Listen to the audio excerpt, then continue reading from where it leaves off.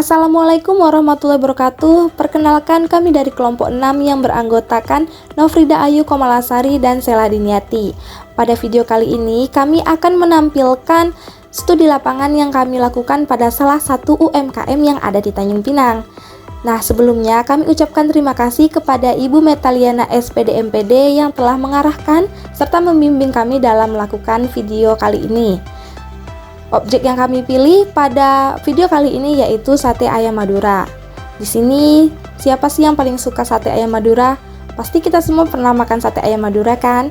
Nah, sate ayam Madura adalah jenis sate yang terbuat dari bahan dasar daging ayam dan diolah dengan racikan bumbu yang khas dari Madura, Jawa Timur. Sate ayam Madura merupakan salah satu makanan tradisional yang sangat terkenal di Indonesia. Hampir semua daerah di Indonesia terdapat penjual makanan ini. Sate ayam Madura ini bila dilihat hampir sama dengan sate ayam di Indonesia pada umumnya. Namun, sate ayam Madura punya keistimewaannya loh. Keistimewaan dari sate ayam Madura ini yaitu terletak pada bumbu kacang yang sangat khas. Usaha yang dirintis oleh Putri ini diberi nama Sate Nak Dara. Alasannya cukup simpel ternyata. Ia menamainya begitu karena ownernya sendiri atau dirinya sendiri adalah seorang gadis atau Dara. Menu yang ditawarkan tidak hanya sate ayam Madura, namun juga terdapat menu sate Taichan. Sate Taichan sendiri di Tanjung Pinang memang belum banyak yang dijual, dan Putri melihat hal ini sebagai peluang. Harga sate yang dijual oleh Sate Nak Dara ini ternyata cukup murah loh guys. Kita cukup merogoh kantong 10.000 sampai 14.000 aja nih untuk mendapatkan satu porsi sate Madura ataupun sate Taichan. Gimana? Cukup ekonomis bukan? Hal ini juga menjadi suatu hal yang menarik karena ia menjual dengan harga yang ekonomis. Target pasar Putri yaitu anak-anak remaja dan masyarakat ekonomi menengah, mengingat harganya yang cukup ekonomis dan sate Taichan yang belakangan ini cukup hits. Putri biasanya memproduksi 150 hingga 300 tusuk sate tergantung harinya. Jika malam minggu, biasanya dagangannya cepat ludes dan cepat habis dan biasanya mampu ludes 300 tusuk sate. Dan Putri biasanya berbelanja bahan-bahannya di pasar tradisional ataupun pasar swalayan tergantung kebutuhannya pada hari itu. Nah, Putri ini mempromosikan dagangannya melalui media sosial.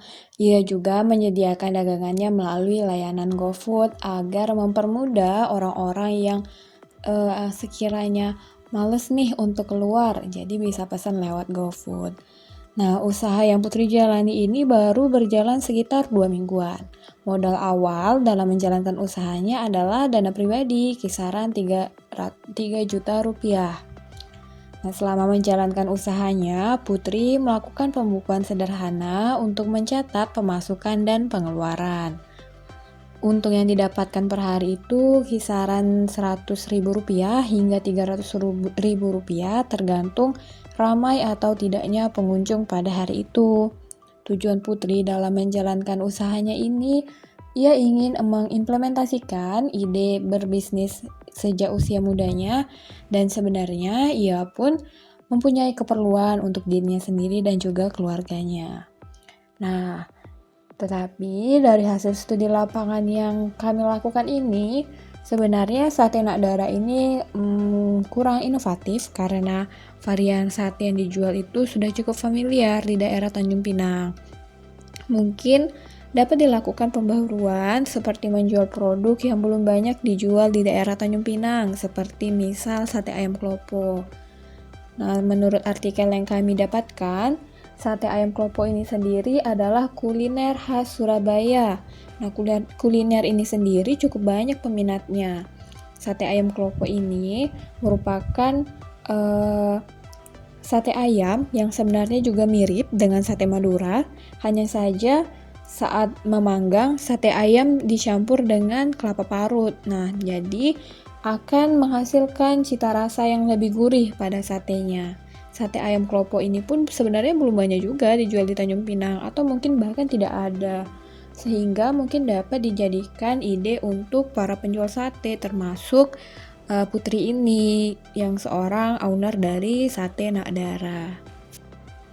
Nah, jadi itulah tadi hasil studi lapangan yang kami lakukan pada beberapa hari belakangan ini. Semoga teman-teman yang menonton dapat mempelajari apa-apa saja lazimnya kegiatan berbisnis yang dilakukan. Oh iya, teman-teman juga boleh ya berkunjung ke Satenak Daerah, lokasinya di Batu 10 yang tentunya mudah dijangkau.